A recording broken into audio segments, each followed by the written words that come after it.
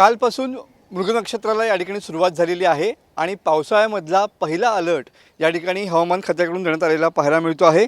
कोकणात वादळी पावसाचा येलो अलर्ट या ठिकाणी दिलेला आहे। पुढचे 2 दिवस कोकणामध्ये मुसळधार ते अतिमुसळधार पाऊस होईल असा इशारा हवामान खात्याने दिलेला पाहायला मिळतो आहे।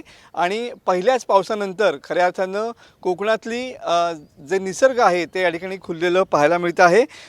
जिल्ह्यात विजांच्या कडकडाटासह पावसाची शक्यता हवामान खात्याने व्यक्त केलेली पाहायला मिळते आहे आणि त्याच अनुषंगानं रात्रीपासून पावसाच्या रिमझिम सरी या बरसताना या ठिकाणी पाहायला मिळत आहेत आणि त्यानंतर सकाळपासूनच या ठिकाणी पावसाचे काळे ढग यांची दाटीवाटी जी आहे ती या आकाशामध्ये या ठिकाणी पाहायला मिळते आहे।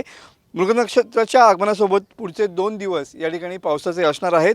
नैऋत्य मोसमी वारे रत्नागिरी, सांगली, कोल्हापूर आणि सोलापूर या ठिकाणी मुक्कामी असलेले पाहायला मिळत आहेत। तर दक्षिण आणि उत्तर रत्नागिरीमध्ये अनेक भागात या ठिकाणी रात्रीपासून दमदार पाऊस या ठिकाणी होताना पाहायला मिळतो आहे।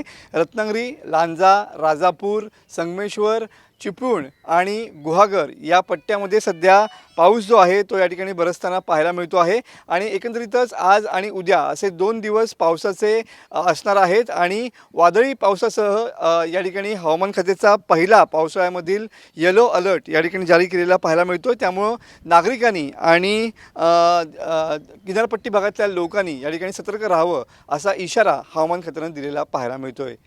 कॅमेरामन समित गजनेसह मी मनोज डेले, TV9 मराठी, रत्नागिरी।